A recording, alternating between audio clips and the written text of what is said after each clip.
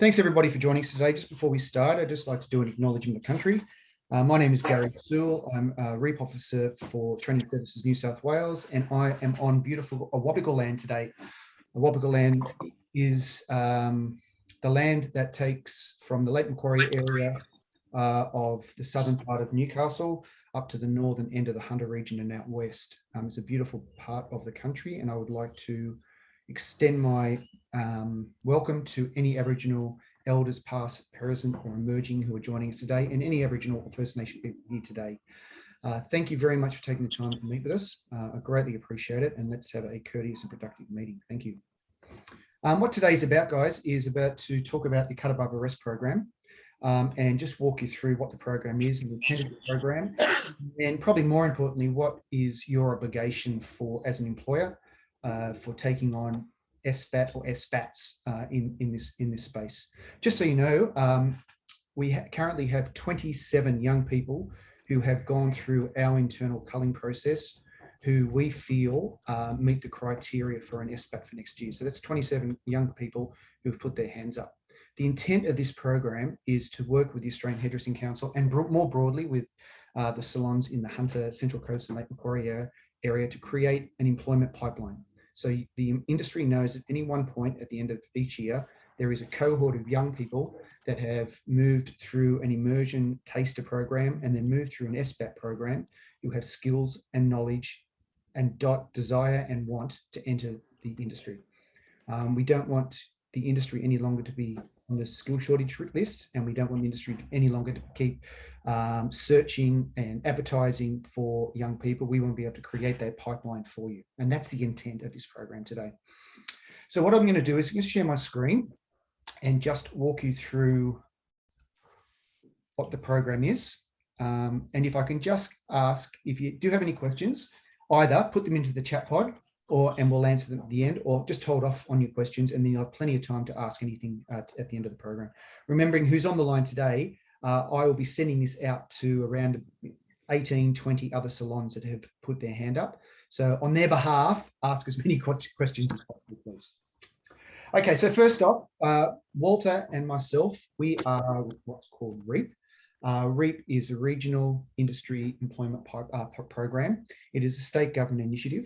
It is an initiative where our role is to work with industry, in this case, the Australian Hairdressing Council and broader salons, to develop Year 10 students' knowledge and skills and understanding of what is the requirement to work in industry.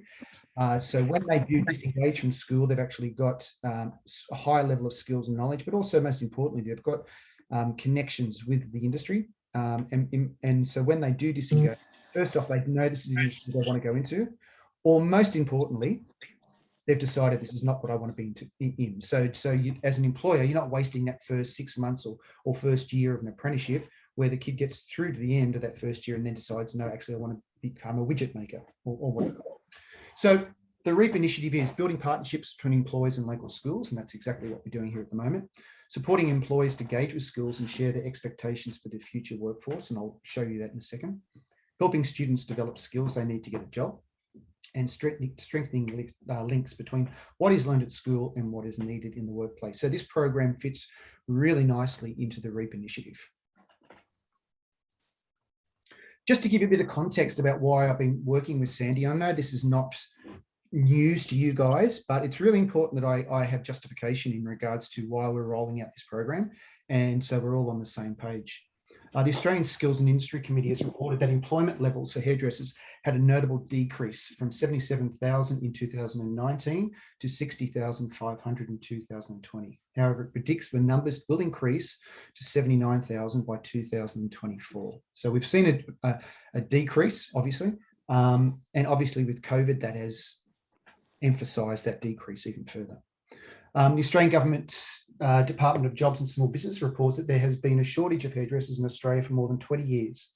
The department reports that in 2020, 2 out of every 3 hairdressing vacancies went unfilled. All right? So we're in REAP absolutely determined to try to turn that around. From the Australian Hairdressing Council, we're not getting apprentices through. If they don't have if you don't have the apprentices, you're not getting the staff. And so the intent here is making sure that we've got that pipeline of potential apprentices for you ready So when you do have a vacancy, that they're knowing what the industry needs. Hair salons and barbers are struggling to find staff as the COVID-19 pandemic has sparked a rise in stylists opening home salons alongside a drop in temporary migrants with hairdressing skills. So I look at that as an opportunity in that we have businesses that are going to be looking for staff that possibly need to be a little bit strategic in regards to how you're going to start filling your positions. And this is the intent of the Cut Above the Vest program. So ideally, without COVID, this is how the program will look. It has a different look in the first round because we've lost a lot of time with COVID. However, what we're trying to do here is engage with the Year 10 kids well and surely before they decide to either disengage from school or go on to Year 11 and 12. So what we want to do is create interest. We want to create a hype around a career of being a hairdresser. So in Year 10, students spend 6 months learning about and engaging with industry, and this is facilitated by REAP. So we work with Australian Hairdressing Council, we work with salons, we work with RTOs and so forth to create experiences for kids that are in Year 10. So things like industry visits, work experience, try trade days, a day in the life of a hairdresser, and etc. So we're trying to ensure that both the students, but also most importantly, the parents understand what the industry is, what are the career pathways, what are the business opportunities. So when the kids get to the end of Year 10 or get to around about term 4 in Year 10, they completely understand what the expectations are and then make the decision either to progress further or decide at that point, no, this industry is not for me, I want to do something else. Once they've gone through what we're calling these immersion programs, we will then open up the 2023 Cut Above the Vest program, and the participants will go through an application process, just like they've done this time. As employers, you will interview the participants. So we will geographically map the applicants to your salon. So they're no more than 5 kilometres from your salon, and there's also public transport available. And you are able to interview those participants. You're under absolutely no obligation to employ any, or you can employ as many as you wish. But they will be presented to you, and you just run through your normal interview process. We will also ensure that participants are exposed to interview techniques and resume writing and so forth. So when they come to you, they can demonstrate to you they've got not only a commitment to hairdressing, but they've got some of those soft skills. So by going through that program, they've got things like working in teams, demonstrated working in teams, and time management, problem solving, and so forth. Once you have chosen an SBAT, okay, we advise the successful applicant or SBATs, and then those Year 10 students then select the hairdressing school-based apprenticeship for Year 11 and 12. And so they stay in Year 11 and 12 for that period of time. And in Year 11, they commence their SBAT.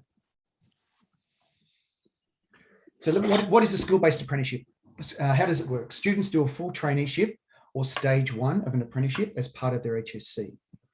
They study and work. The study and work the student will give credit towards the HSC and a nationally recognised vocational qualification.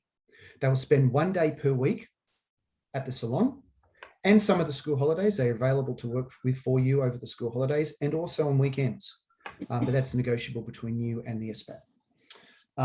During the rest of the week, the student will be doing 3 days at school doing their HSC subjects and 1 day a week at TAFE doing their qualification. In this case, we're partnering with TAFE New South Wales. As a school-based apprentice, the student will finish stage 1 of an apprenticeship, work part-time. They need to work a minimum of 100 days of paid work over those 2 years. And that's a minimum. So again, if you can negotiate with that SBAT, if you need them on a Saturday morning or you need them in holidays or Thursday nights or extended periods, that is between you and the SBAT. The school-based apprentice will attend training each week delivered by TAFE New South Wales.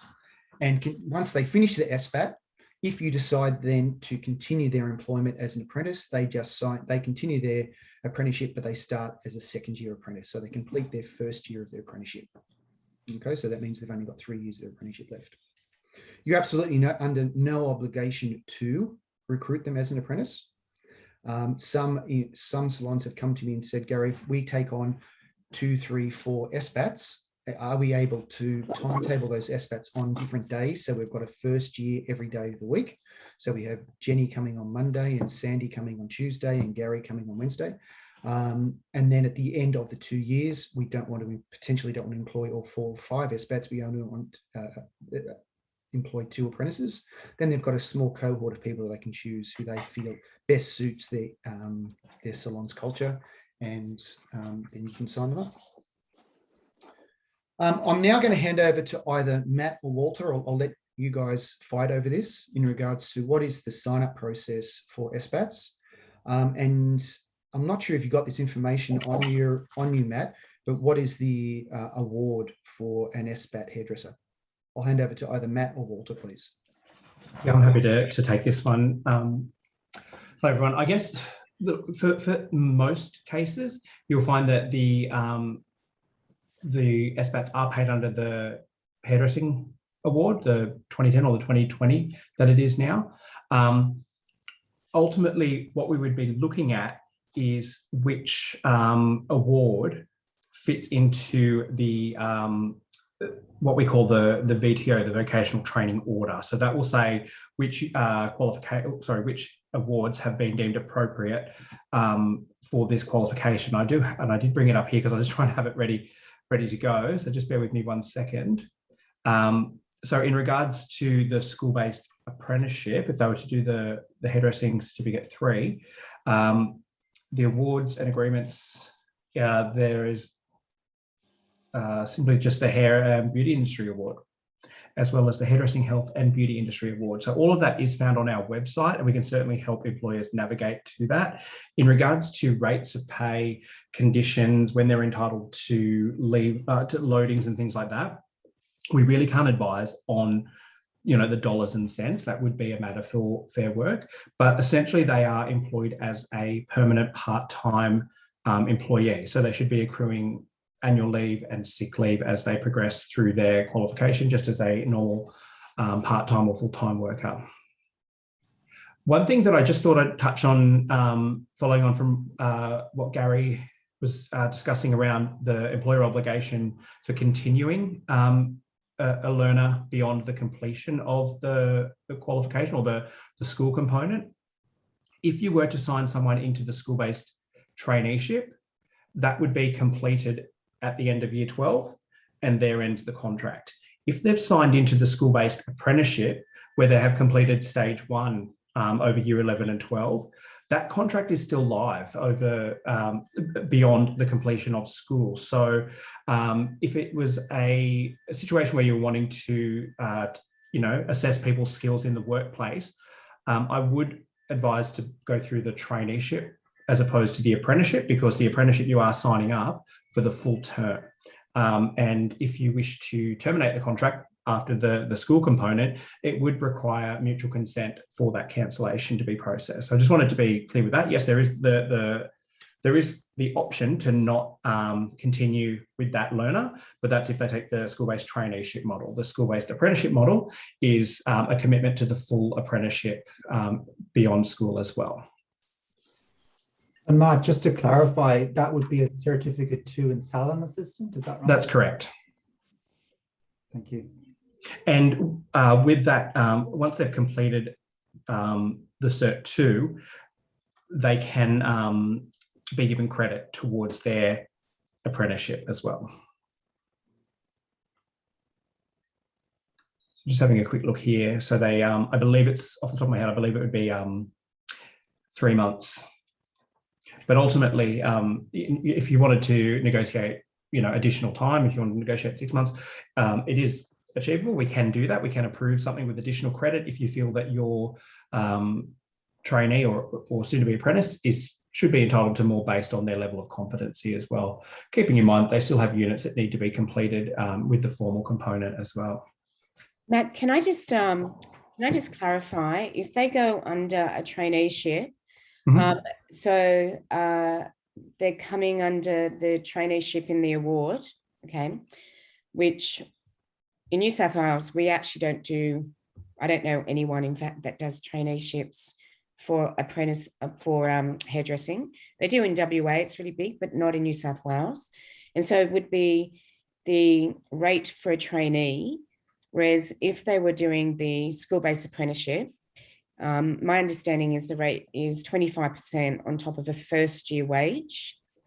So that's where it gets really confusing. So I understand if we do a traineeship, then there's not that obligation to take on that apprentice if they don't actually really work out after the 2 years. And that try before you buy is certainly attractive to an employer. Okay. So if I can just clarify, that means that their wage would be a traineeship wage for a Cert 2. But if they're doing an apprenticeship, a school-based apprenticeship, then it is 25% on top of a first year wage. And then you are obligated to keep them after, they finish year 12. Is that correct? Yeah. And again, I can't confirm the actual rate of pay because we're not allowed to advise on that. That's outside of our jurisdiction. If I was to give some advice now, particularly noting that it is being recorded, it's just not something that we can confirm. Ultimately, I would be referring employers back to the award and assistance from Fair Work to confirm that that is what they wish to say. And I think another point that I would like to make clear is that, yes, you are committing to the full apprenticeship if you sign on through the school-based apprenticeship model. But if for whatever reason that learner is not working out, if there are issues with their performance, that's when we get involved. As the regulators, we can come in and have those discussions with your school-based apprentice or trainee and talk about their performance, talk about their commitment, talk about their obligations. And if at the end of that school-based component, you feel that you're wishing to cancel that contract, providing that we've been there and we've gone through the whole process and we've got some evidence on file to show that this learner is not meeting their obligations, we can proceed with a cancellation. That's just a different process as well. If I could suggest though, like if you call the Fair Work Ombudsman and you talk about a traineeship and an apprenticeship, they won't know the difference between them. And they do give the wrong information on that because they don't understand the nuances of those kind of training contracts, okay? And we know that from experience. And they will always get a trainee mixed up with a traineeship, and they are nothing alike. A trainee is someone who does a fast track course, for instance, okay? So we've got our apprentices, we've got our traineeships. Anything that finishes in ship, I always tell, our members, they're a government contract. But I think it actually would be really helpful, just for feedback, if there was something definitive to actually help business owners, that if you have a traineeship, then this is what you pay. And if it's an apprenticeship, a school-based apprentice, then this is what you actually pay. They get confused with the 25% on top of the first year wage, especially because what they don't understand is that it's meant to be paying for them when they go to college. But that sounds like that is not the case in the traineeship. So there is that confusion there. And I'm happy to guide our members obviously through that, but just the feedback, I guess from me, that's where, I think with many small businesses, they get the reputation for not taking care of young people and paying them correctly. But most of the time is because they actually can't work it out, because the Fair Work Ombudsman can also give the wrong information because they don't work out those details on apprenticeships and traineeships either. Yeah, absolutely. And even to add to that, our training services website, when you're looking at rates of pay and so forth, it now directs you to the education, I guess, website, the overarching one. And again, there's no dollars and cents. It directs you to the Fair Work Pay Calculator. And really this would be coming from us staying within the bounds of what we can advise on. But certainly understand that confusion probably needs to be debunked. And I guess that could be something that potentially we could build those relationships with some people there. And I think that's the only way we're going to get any sort of progress, is for someone to understand our business. And we're talking about modern awards, which, are federal awards. We're trying to get specifics for New South Wales and our apprenticeship and traineeship system. And it'll all change today. So there's an award wage increase today for the hair and beauty industry. But as I said, the confusion is between apprenticeships, traineeship and trainees. And, those who should know the answer to that don't understand the details of difference. And that's where someone can underpay a young person by mistake, and then of course get a terrible reputation that they, did not look after them, when, I think if they can just go to the one place, and I'm happy to create a resource for it anyway, but if they can go to the one place where it's very clearly understood what they're meant to be paying them, that would be really appreciated. Stick them in, Todd. Sorry? I'm happy to work with you, Matt, on that if you want.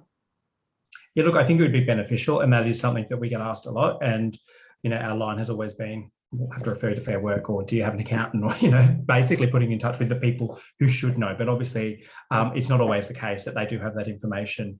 Yeah, okay, great. Thank you. Gary, did you set up this meeting? Is it possible for you to allow screen sharing, just so I can, I guess it's probably one of the easier ways for me to explain who's who in the Zoom. Okay.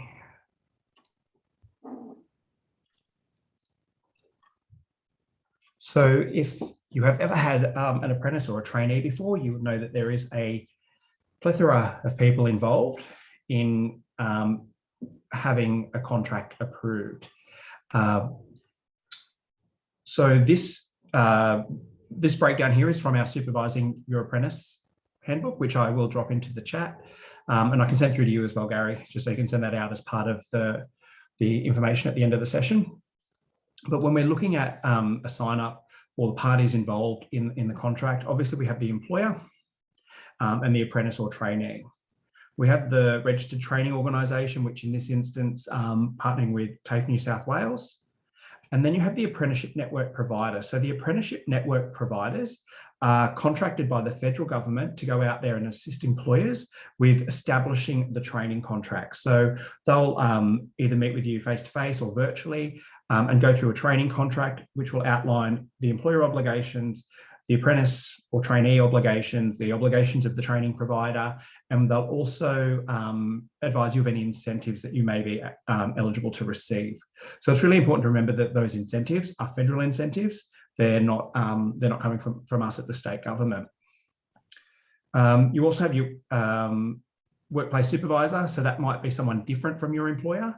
And it's really important that if it's going to be someone different from the employer, that they are present at that sign up as well. So they're aware of what their obligations are to that training contract.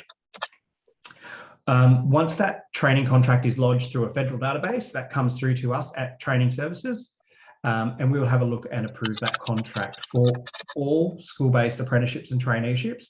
They'll automatically get stopped in the system just so we can check and make sure that it has a full training plan, making sure that the training plan meets all the compliance guidelines. And in some cases, we may do a site visit. We may make some phone calls just to make sure that everything is above board. And then we will go ahead and approve that contract. There are some additional support services and the school's obviously involvement in that as well. So you can see just from that one page, it's very easy to get confused with who does what. In most cases, employers will assume that it's the apprenticeship network provider who is the one to go to for all of their issues. And this becomes a problem, particularly when you have an apprentice or a trainee who may not be meeting their end of the contract, may not be meeting their obligations, and all of that information is filtering back to the apprenticeship network provider. And come the point of cancellation where you feel like you've given it all you could, and you feel like you've disclosed all of the information to the right people, and we receive a cancellation form to us out of the blue because that information is not coming to us, we essentially start that whole process again, saying, well, what information have you got? How has your learner not been meeting their obligations? Is this the first time you're notifying us? So I think it's really important to know that the person who is doing your sign up is not the person who is responsible for the regulation of that contract. In most cases, if the apprenticeship is going well and there are no issues, you may not have any contact from Training Services New South Wales. It may be the approval letter at the beginning. For anyone under 18, we are required to do a duty of care phone call or workplace visit, depending on where we're at with COVID. But then if there are no issues, you may not see from us again or see or hear from us again, and there'll be a certificate issued at the end of that qualification. So it's easy to understand how employers will default back to that apprenticeship network provider as well. But we're trying to build those relationships all the time with apprenticeship network providers, with RTOs, to make sure that people are being filtered to the right people to solve any sort of issues or concerns that they may have. Does anyone have any questions around the who's who in the zoo there? So Matt, what I might do is get you to just stop sharing your screen. Yep. And thank you for that, Matt. That was really great. And I will open it up now to our industry guests. So does anybody who is looking at taking on an SBAT have any questions for us?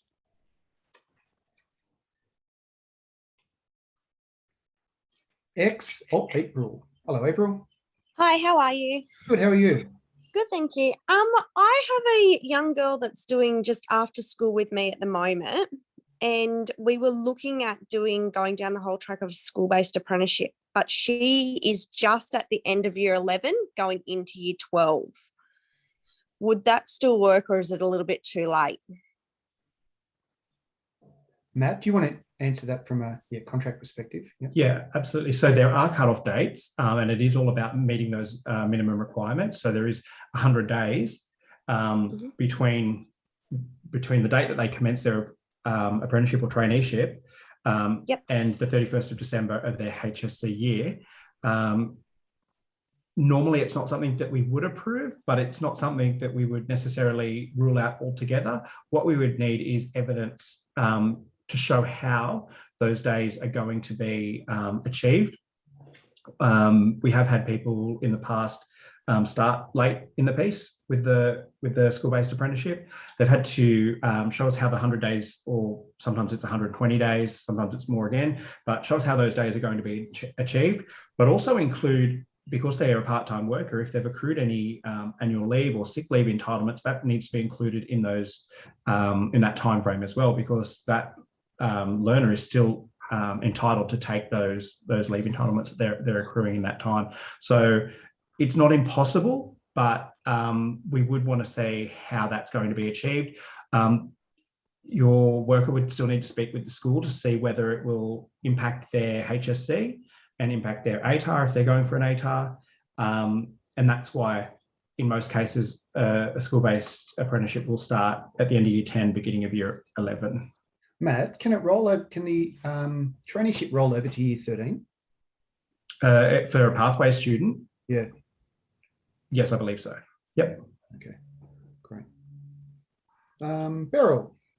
Yes, I'd just like to add a couple of things to that, if you don't mind, Gary, and that is that it's not just a matter of, I'll just introduce myself. I'm the school-based apprentice and trainee operator or coordinator, whatever you want to call me, for the area that goes Katoomba all the way up to Lake Munmora, but we basically work the same in most areas.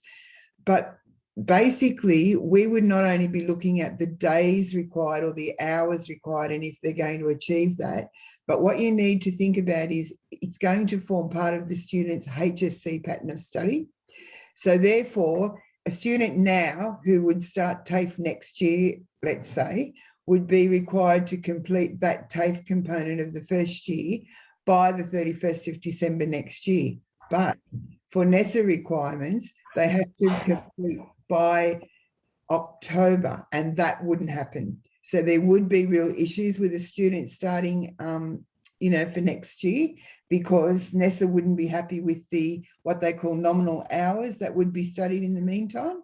So there would be real issues, and year 13 would really be the option there. Yep. So was that April to ask that question, I think? So year 13, April, is meaning that the apprenticeship rolls over to the year after they've completed their HSC, after year 12. So does it make any difference if then you decide to take them on, like as full-time after that, like after the end of year 12? Does that make sense? Yeah, I think the issue would be that conversion. I just don't think it would be something that we would probably support, just because of the additional stress and pressure and placed on a student. Mm-hmm. Because as Beryl mentioned, was that formal component needs to be completed by the 30th of September. And that would be the expectation. We would never approve a contract knowing that the intent was not to complete it, that, you know, that there was another arrangement going to come in at the 11th hour to do that. Yeah. So the idea is that when we sign up, it's going to, the intent of the sign up is that that contract is going to be fulfilled. So compared to an apprenticeship to a traineeship, does that make any difference in that side of things as well? I think the main issue will be the delivery of the formal component, because TAFE's delivery will be, I guess, lockstep, saying that, you know, this is what we're going to do in semester 1, this is what we're going to do in semester 2. There's no way to really fast track that learning to get it complete before that 30th of September date. Yep, perfect. Yep. Great. Thank you, Matt. Thank you, Beryl. Does anybody else have any questions or clarifications? Kelly. I think, Gary, I have expressed my concern before. So just clarifying, it's a 2-year program and they will be at the end of their first year apprenticeship at the end of the 2 years. Is that correct? If they're a school-based apprentice, that's correct. Yeah. Yeah. I guess it's just working closely with the TAFE component as well, just to make sure from our end, because we have quite a strong education program in the salon. And my concern was just getting them to that level by the end of year 12 and not adding too much pressure to them, you know, considering they're doing the HSC as well. Yeah. It is certainly a consideration, Kelly, for sure. I've been working closely with the 2 TAFE campuses in regards to this program. And the next step, or one of the next steps, is once we have the potential employees on board, is to set up a similar meeting with the 2 TAFE campuses to talk about the program, you know, the employees' expectation, the delivery, the timetable of the program, and so forth. Yeah, but you're absolutely right, Kelly. That's certainly a critical piece for, you know, the quality outcome here. Okay. Thank you. Yeah. Sure. Me again. I just thought I'd add to that because the students, the SBAC students, are in a full trade class, they would complete the first year theory component during year 11. So that allows them in year 12 to either return back to school on that TAFE day, which would leave them out working only 1 day a week. You understand that? So they complete the first year of TAFE in 1 calendar year of year 11, and then they don't return to TAFE when they're in year 12. And they return then post HSC. So that alleviates some of the pressure for a year 12 student. And the other thing to keep in mind is this program has been operational for over 20 years. So it's successful and it's doable. Yeah, that's great. Thank you, Beryl.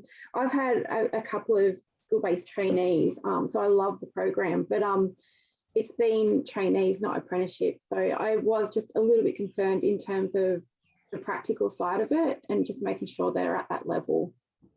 But that all sounds great. Kelly, once we get to the point of connecting the applicants with salons, that conversation can be had in regards to, is it a traineeship or an apprenticeship, I'm sure. Yeah, thank you. Gary, have you got places for the 27 students? Well, this was the intent of this session, Sandy. So once I've it's finished today, this will be sent out to all the salons who've registered their interest. I'll go back to those salons and then we'll start geographically matching them up and then inviting the kids to an interview with each of those salons. Yeah, and then if you can just let me know if we've got any left over that we need to get places for. Yeah, I'm sure I'll need to come back to you. Yeah. I know there's salons that are very keen, and I think it's just opening up after COVID. You know, the focus at the moment is head down and Christmas coming, and yeah. And that's the feedback I've received from the salons have been kind enough to get back to us to say, really interested. Yeah. But the timing is terrible. You know, we've only just opened 2 weeks ago, and you're already asking me about what I'm doing next year. So I completely understand. And so I'm actually quite surprised we've actually had the interest we've had, Sandy, to be honest with you. It's been really fantastic, really positive feedback. I think they are very keen. And I think there was that other question that I did ask the other day, though, was the reassurance that they will be all fully vaccinated as well is what is going to come up. Yeah, agree. Absolutely, that's part of our induction for the kids. Janelle asked a question: Is the REAP program available at all TAFE campuses? You mentioned only 2. Yeah, absolutely, Janelle. If you have a preferred RTO or preferred campus, we can certainly work with those RTOs or campuses. They're just the 2 that I've been working with on this program. But yeah, for sure. Great. All right, everybody. Well, if there's no many questions, I will stop the recording in a second. I will make sure that this recording the link is sent to everybody in today's meeting, but also all the other salons. And then I'll be in contact with everybody to start talking about if anybody is actually interested in progressing to meeting some of these trainees and interviewing them, and then we'll go from there. Thanks very much for your time today, Sandy. Thank you so much for your support up to this point. I really appreciate it. And thanks to my colleagues, Matt and Walter, for jumping in at such short notice. Thanks, guys. Thank you. Thanks for Okay, having guys. Thanks, Okay. guys. Thanks,